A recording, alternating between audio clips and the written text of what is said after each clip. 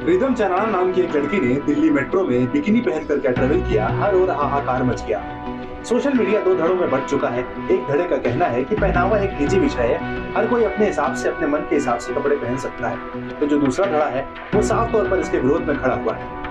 आइए समझने की कोशिश करते हैं आखिर नियम और कानून क्या कहते हैं अश्लीलता के लिए। अश्लीलता और असभ्यता के बीच में क्या अंतर है, अभिव्यक्ति की आजादी क्या कहती है, दिल्ली मेट्रो के क्या नियम है, सब कुछ आपको समझाने की कोशिश करते हैं।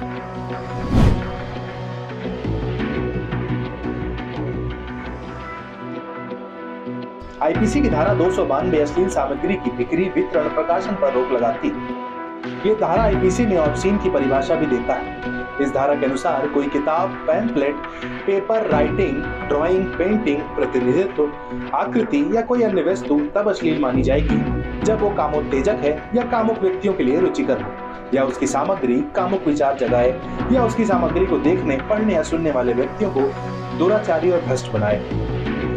अब आते हैं मेट्रो वाले। वहीं मेट्रो में बिकनी पहनने पर आईपीसी की धारा 294 लागू हो सकती है, जो अश्लील कृत्यों और गीतों के लिए सजा तय करती, जो दूसरों को परेशान करती। धारा की उपधारा ए के तहत जो किसी भी सार्वजनिक जगह पर कोई अश्लीलता करता है, या उपधारा बी के तहत जो सार्वजनिक जगह में या उसके पास कोई भी अश्लील गीत या शब्द गाता है या बोलता है, उसे जेल हो सकती है। वहीं सजा को बाद में 3 महीने तक बढ़ाया जा सकता है, या जुर्माना लगाया जा सकता है, या दोनों ही सजा हो सकती है।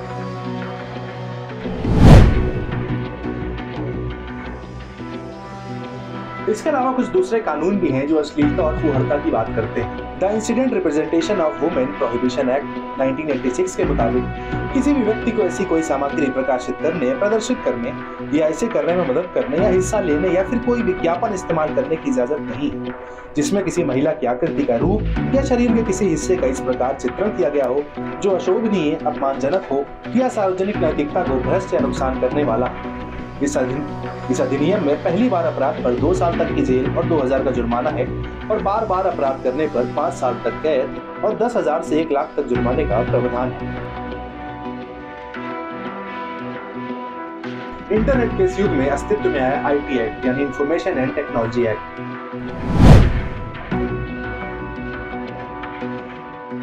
इस एक्ट की धारा 67A ऑनलाइन अश्लीलता से जुड़ी। ये धारा इलेक्ट्रॉनिक रूप से किसी अश्लील सामग्री का प्रकाशन या प्रसारण करने पर सजा तय करती है। पहली बार इस अधिनियम के तहत दोष साबित होने पर 5 साल तक की सजा हो सकती है और 10 लाख तक का जुर्माना लग सकता है। वहीं दूसरी बार उससे ज्यादा बार दोष पाए जाने पर 7 साल तक कारावास की सजा हो सकती है और जुर्माना भी 10 लाख रुपए तक का बढ़ाया जा सकता है।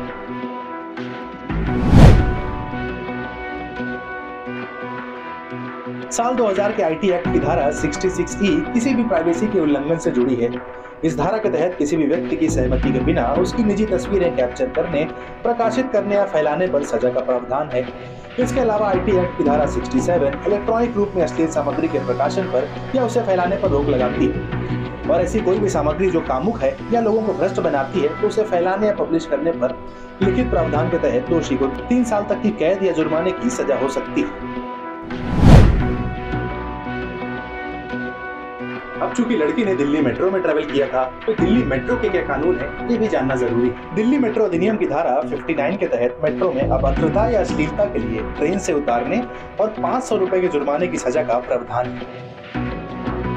वहीं धारा 59 के मुताबिक किसी भी मेट्रो या मेट्रो रेलवे के किसी भी हिस्से में कोई भी व्यक्ति यदि नशे की स्थिति में है या कोई उपद्रव या अभद्रता करता है या अपमानजनक या अश्लील भाषा का इस्तेमाल करता है या जानबूझकर किसी और किसी तरह से दूसरे यात्री के लिए सुविधा पैदा करता है तो उसे जुर्माना देना होगा। ये जुर्माना 500 रुपए का है। इसके अलावा उसका टिकट जब्त करके उसे मेट्रो से हटाया भी जा सकता है।